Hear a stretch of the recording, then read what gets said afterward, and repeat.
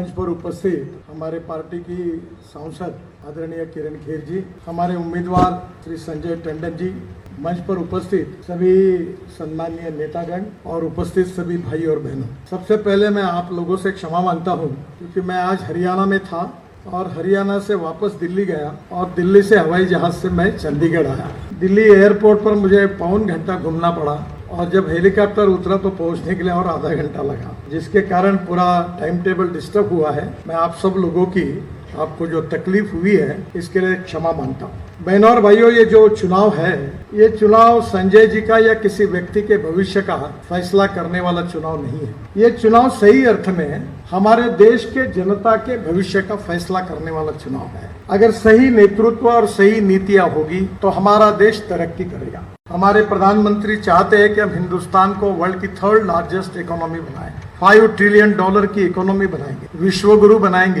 गांव, गरीब, मजदूर, किसान, इसका कल्याण करके भय, भूख, आतंक और भ्रष्टाचार से मुक्त एक सुखी, समृद्ध और संपन्न हिंदुस्तान बनाएंगे। अगर ये उद्देश्य पूरा करना होगा तो सबसे इम्पोर्टेंट है कि हमारी पॉलिसीज, हमारी नीतियां सही होनी चाहिए। और दूसरी इम्पोर्टेंट बात यही है कि नीतियां अगर सही होगी तो उसके साथ नेतृत्व भी ईमानदार और सही होना चाहिए। मैं आपको याद दिलाना चाहता हूँ कि 1947 को हमें स्वाधीनता मिली और 47 से आज तक 75 साल लगभग पूरे हुए हैं। और इस 75 साल में कांग्रेस पार्टी को करीब 60 साल देश पर शासन करने का मौका मिला। पंडित जवाहरलाल नेहरू देश के प्रधानमंत्री थे, बाद में इंदिरा जी बनी, बाद में राजीव गांधी बने और राजीव गांधी जी के बाद सोनिया जी और राहुल जी के नेतृत्व में मनमोहन सिंह जी बने। कांग्रेस को बहुत बड़ा अवसर मिला है।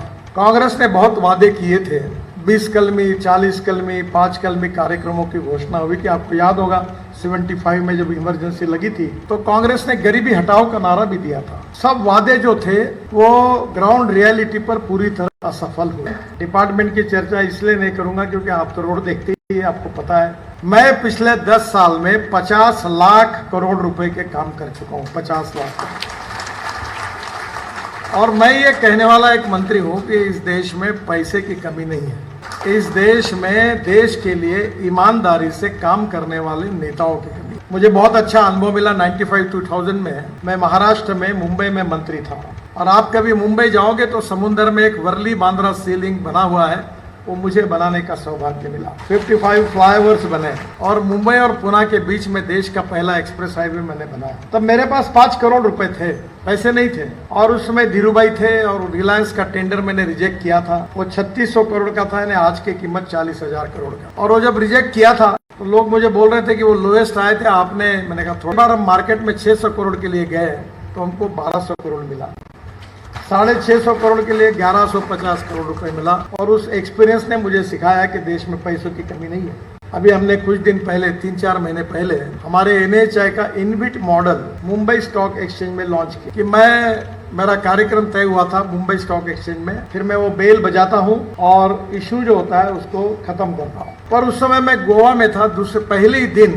7 घंटे में हमारा bond issue 7 times over subscribe हुआ। तो हमारे मेंबर फाइनेंस ने मुझे फोन करके बताया कि आप जल्दी आओ, जैसे बरसात पड़ती है वैसे पैसा आ रहा है, अब हम इतना ले नहीं सकते, वापस करने में दिक्कत होगी, आप जल्दी मुंबई आइए और बेल बजाइए और इसको क्लोज करिए। मैं गोवा से मुंबई गया, तुरंत सुबह दूसरे दिन बेल बजाई और मैंने बॉन्ड इशू खत्म किया। और ये मैं तो पक्का कह सकता हूँ कि मैं 50 लाख करोड़ का काम कर चुका हूँ। और अब सही में पैसे की जरूरत खर्चा करने के लिए वहाँ थी जहाँ लोग गरीब है।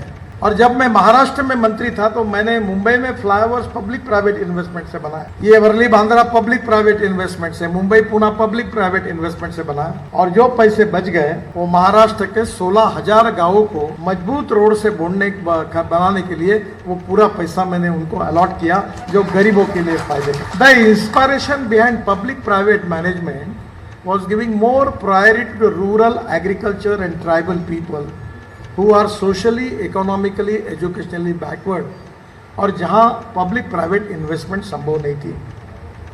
पूरी नीतियां गलत होने के कारण हवाई अड्डे नहीं बने। आज देखिए हवाई अड्डे पब्लिक प्राइवेट इन्वेस्टमेंट से बने तो 100 बन गए। रोड तो इतने बन गए हैं कि दिल्ली से मेरठ का रोड बना पहले 4.5 घंटे लगते थे, अब तो केवल 40 मिनट में होता है। दिल्ली मुंबई हाईवे बना 48 आवर लगते थे, अब 12 घंटे में होगा, लगभग दिसंबर तक पूरा होगा। दिल्ली से देहरादून 9 घंटे लगते थे, हमारा रोड दिसंबर में इनॉग्रेट होगा। हरिद्वार 1.5 घंटे में होगा। अब चेन्नई से बेंगलोर पूरा हो रहा है, उसको 6 घंटे लगते थे, 2 घंटे में होगा। पर आज मुझे पहली बार इस बात का एहसास होता है तो रोहतांग पास जाने के लिए अब अटल टनल बनाई है के बीच में से हम लद्दाख लेह की तरफ जब जाते हैं, सूरत से नासिक, नासिक से अहमदनगर, अहमदनगर से सोलापुर, सोलापुर से कर्नूल और कर्नूल से कोचीन, त्रिवेंद्रम, हैदराबाद, कन्याकुमारी, चेन्नई, बेंगलोर और मैंगलोर। 60 साल में नहीं हुआ वो काम, केवल 10 साल में हुआ। इसका श्रेय किसको है? मुझे भी नहीं है और मोदी जी को नहीं है और किरण जी को भी नहीं है। इसका श्रेय किसी को है तो मेरे सामने बैठी हुई जनता को है। अगर आप उस समय किरण जी को चुनकर नहीं देते, मोदी जी चुनकर नहीं आते, हमारी सरकार नहीं आती, मंत्री नहीं बन पाता, और मंत्री नहीं बनता तो काम कहां से होता? तो ये तो जनता के कारण हुआ।